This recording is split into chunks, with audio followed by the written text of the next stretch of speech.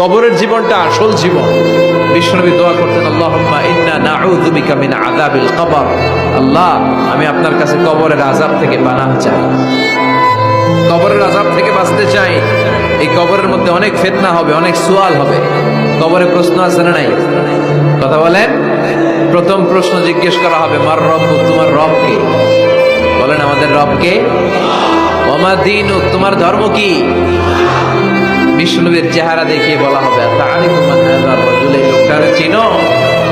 আমরা কি বলবো?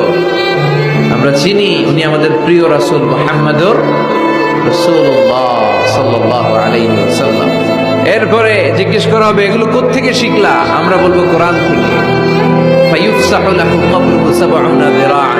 সুন্দর সুন্দর উত্তর করতে পারলে আপনার কবরটারে ৭০ হাত লম্বা করে দেওয়া হবে।